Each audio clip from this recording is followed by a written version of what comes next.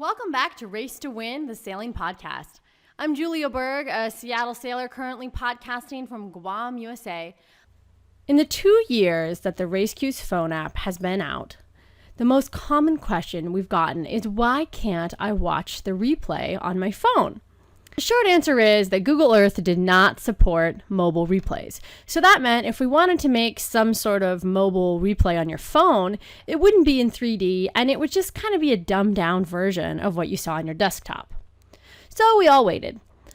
When Google announced it would no longer support Google Earth as a product, it was time for raceQs to invest in a new 3D replay provider called Cesium. Cesium does work on mobile devices, and lo and behold, raceQs Mobile was born. It's probably the biggest change that the app has gone through since its existence. And we got everything in there, just like the desktop versions. The implications for this are huge. Everyone loves to debrief after a sailboat race, right? It's one of the best parts. Chatting with all your friends about who did what right, who did what wrong, who went this way, should have gone that way, missed that wind shift. And it's way more fun to debrief when you have something to look at, when you have actual evidence. Now, in the good old days, 6 months ago, you would have had to go up to the bar, get your computer, get it all out, get it all fired up, and then you could watch your race replay and chat about it with whoever was sitting next to you.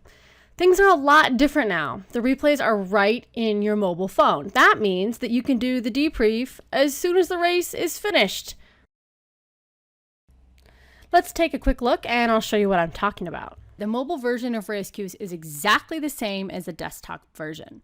You have all the analytics, race setup, match mode, different views, it's all there. Of course, it looks a little bit different on each device. The best thing to look at it with is that new iPad Pro because of its incredibly powerful processor. But you can watch 3D replays on most iPhones, iPads, and all the modern Androids. To show you how this all works, I'm going to use the 2015 Lipton Cup regatta. Sir Thomas Lipton was a self-made man who eventually became, among other things, a tea baron. Lipton tea, sound familiar? He donated a number of race trophies to different sports around the world during his time. He was also a competitor in several America's Cups. But the Lipton Cup in specific was donated to the San Diego Yacht Club, and the first race was held in 1914.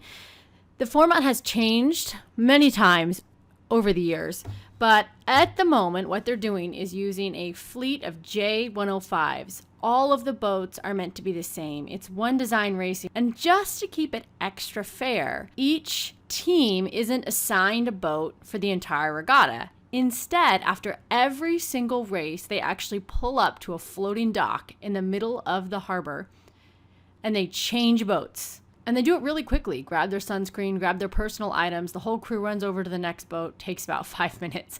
It's a pretty unique format. Let's take a look at this regatta using the raceQs mobile replay, which I'm looking at here on my iPad 2. All right, so here we are in the pre-start of the first race of the Lipton Cup.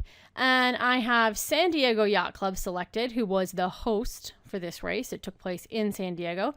And the St. Francis Yacht Club, who was a very stiff competitor in this regatta. St. Francis is from San Francisco. I was actually just there at the St. Francis Yacht Club, so I have to throw in a gratuitous picture or two from J-Fest. Absolutely beautiful.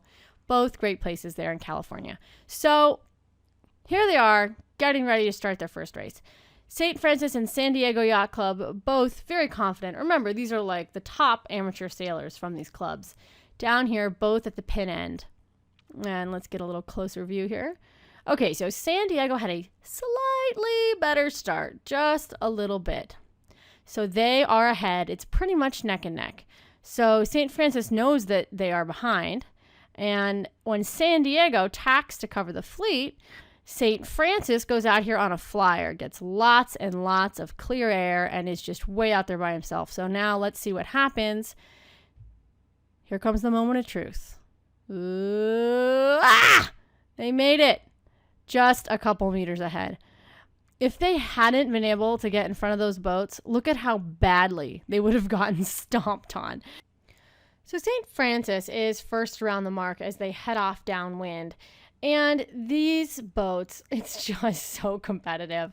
I mean, they are sailing so well, so close together. You'll see them just kind of trading places the whole time. It's like just watching virtuosos at work. Now, as they get down to the bottom gate here, St. Francis is going to take that favored gate on the left-hand side, and San Diego will choose the other gate. They both head back upwind, and you can see, look at that. San Diego, did you see that lift? Oh my gosh, go back. This is what happens when you're reviewing these things. You're watching it really fast, and then you just see something amazing, and you have to rewind and take a look. So let's slow this down a little bit. And so they're about 57 meters apart, and St. Francis has tacked over.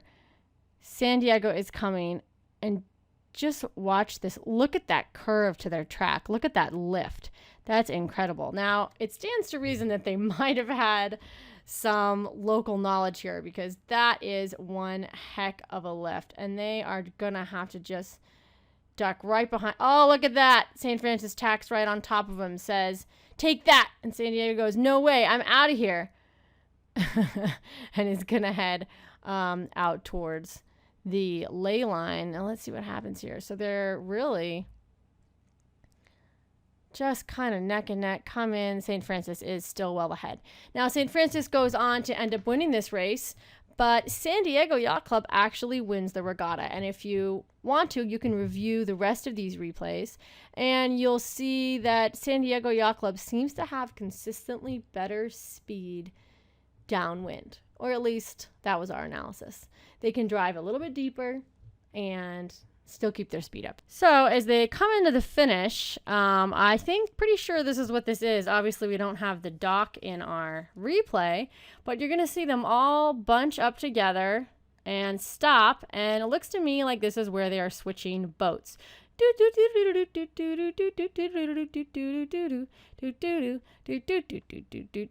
Gonna switch boats, get a new one, head off. They do this all in about 5 minutes, really fast. And pretty soon, they're off for the second race.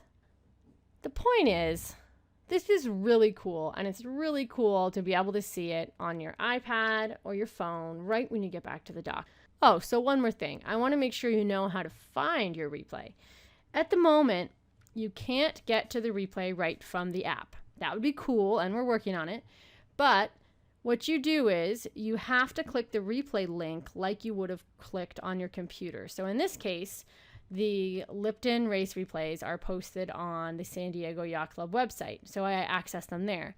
Now, if I was in a race and I was recording, I would just go to raceQs.com on my phone in the browser or my iPad, open up my account, and click on the replay that I wanted. So now that you know how to do it, go out there, have fun, and I'll see you next time. If you enjoyed this podcast, you can find more on our website, www.raceQs.com/podcast.